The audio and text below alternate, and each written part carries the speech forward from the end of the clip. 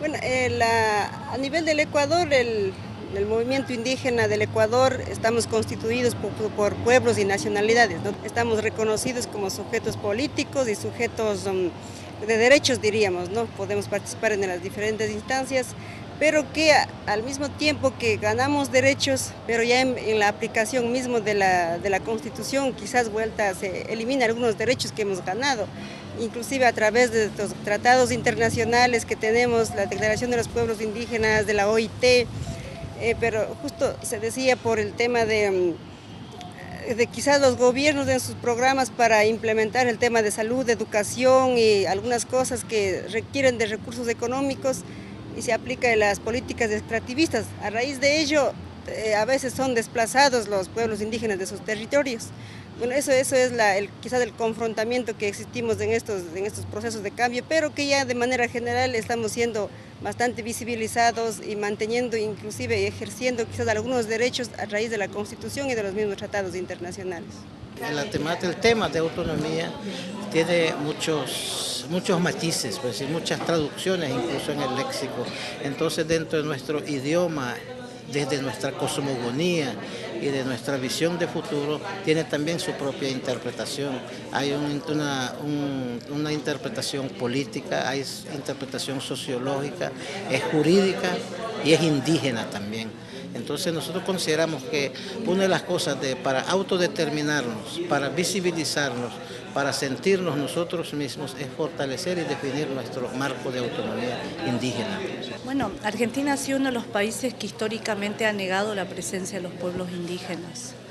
Siempre ha habido una resistencia por reconocer la raíz indígena del país y por reconocer la multiculturalidad.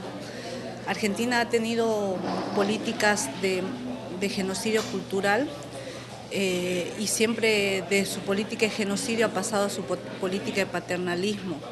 En Argentina vemos más de 30 naciones indígenas, estamos en más de 15 provincias de las 24 provincias de la Argentina y hay provincias en las cuales somos mayoría, como la mía, el norte de Argentina, la población indígena es mayoritaria.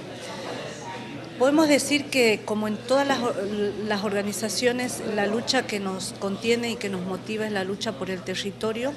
En la actualidad hay muchos conflictos territoriales y eso marca nuestro hito y nuestra lucha. La falta de políticas públicas que respeten los derechos de los pueblos indígenas es otra constante en Argentina. Todavía tiene política paternalista que mira el tema indígena como una cuestión solo de acceso, no como una cuestión de derechos particulares y menos aún de derechos colectivos, ¿no?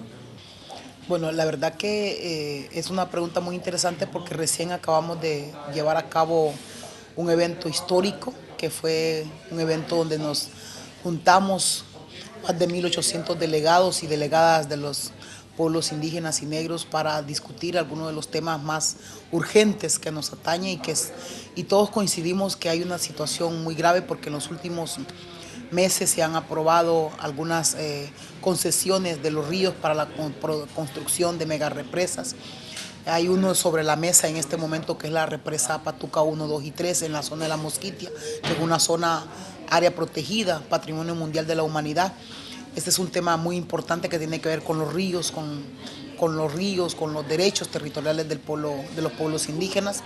Y en general coincidimos de que los temas de la expropiación de los territorios por la presión que hay por parte de los terratenientes, ganaderos, militares, organismos internacionales para la producción de biocombustibles es uno de los temas también que afecta muchísimo a los pueblos indígenas actualmente. Bueno, mi apreciación sobre la situación que pasamos los pueblos indígenas en el Perú, bueno, es que aún no tenemos ejercicio de nuestros derechos plenamente, ¿no? Hay todavía como ciertas dificultades en la implementación de los convenios 169, la declaración y algunas políticas que los pueblos indígenas demandamos, ¿no? Así como en el campo de la educación. Hay esfuerzos por lograr que las currículas educativas sean interculturales y aún sigue siendo un desafío, ¿no? Porque en los procesos locales todavía los decisores de políticas no logran entender cuál es la propuesta desde la visión indígena. pero sin embargo hay ciertos avances. En el tema de la salud, bueno, en el país todavía hay una brecha grande de acceso al servicio de salud de calidad, tanto de las mujeres, los niños, los jóvenes y claro, las cifras de desnutrición y de mortalidad infantil es aún más en población indígena y eso es una preocupación latente para nosotros como jóvenes también, porque son problemas que se vive cotidianamente, ¿no? Desde la comunidad donde uno viene o donde radica, ¿no? Y pues nosotros a nivel de organización del organismo NALEP vemos un avance en cuanto a todo el tema normativo del tema de pueblos indígenas, empezando desde el mismo convenio 169 sobre pueblos indígenas y triviales. Luego tenemos también la Declaración de Naciones Unidas sobre pueblos indígenas y emanado de estos dos instrumentos, pues en Guatemala hay varios instrumentos también que están normando el quehacer de pueblos indígenas o incluyendo el tema.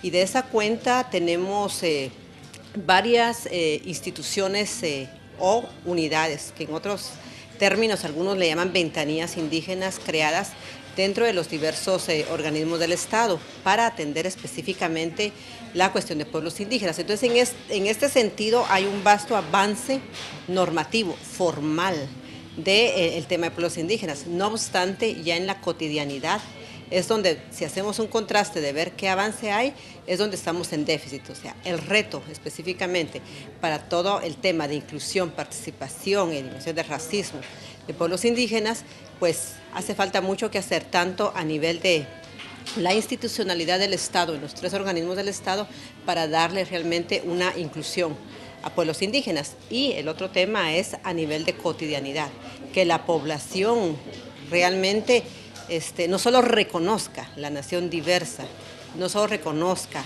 que hay multiculturalidad, sino que en las relaciones cotidianas del día a día, pues esta se evidencie y que haya un trato igualitario sin importar que sea o no sea indígena.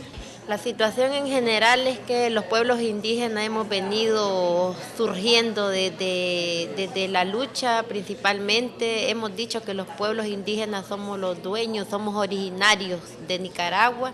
Hemos sido los principales protagonistas de muchas luchas, pero que hemos tenido que pasar por enfrentar muchos obstáculos que hemos tenido a través de la historia y que esos obstáculos hoy prácticamente nos hacen más fuertes para seguir luchando por los derechos que nos corresponden y que constitucionalmente también están plasmados en nuestra constitución política, pero que hace falta mucho por poner en práctica todos esos documentos que hasta hoy están escritos y que los gobiernos también tenemos y tienen la responsabilidad y la obligación de hacer cumplir mucho de esos escritos o documentos o las mismas políticas que implementan los gobiernos. La realidad de los pueblos indígenas en Colombia cada vez es más lamentable en el sentido de lo que implica el conflicto armado en estos momentos. Pese a que se diga que el conflicto armado que en Colombia no haya conflicto armado sino grupos terroristas, hoy el movimiento indígena estamos diciendo que la realidad es otra, que seguimos siendo víctimas de este conflicto. Cada día más la lucha implica exponerse más a lo que está pasando, en el sentido de cada vez que nosotras, en el caso de las mujeres, levantamos y decimos esta es nuestra realidad, somos señaladas y amenazadas. Bueno, en el año 2001 hubo una reforma a la Constitución en donde se reconocen algunos derechos de los pueblos indígenas. De hecho se reconoce el derecho a la libre determinación, pero no se reconoce completo en el ámbito federal, sino que se faculta a los estados para que ahí se expida la regulación en esa materia. En el caso concreto de Oaxaca, que es el estado a donde yo pertenezco, pues hay un avance importante, aunque yo creo que la principal limitación es que la ley sobre derechos de los pueblos indígenas es una ley que tiene carácter supletorio. Entonces no tiene la fuerza que debería de tener para un reconocimiento de esta naturaleza. Bueno, la situación en el Perú es muy difícil. Somos una población indígena que fíjese, solamente en la Amazonía hay más de 60 diferentes pueblos. Sin embargo, poblacionalmente son muy pocos, no están más que alrededor del 500.000. Tienen el territorio más grande de Perú, con recursos forestales, de la biodiversidad, gas, petróleo, ¿no? Madera. En la parte andina, los quechohablantes somos más o menos, creo que llegamos a los 8 millones, que es el censo que se tenía del año 93.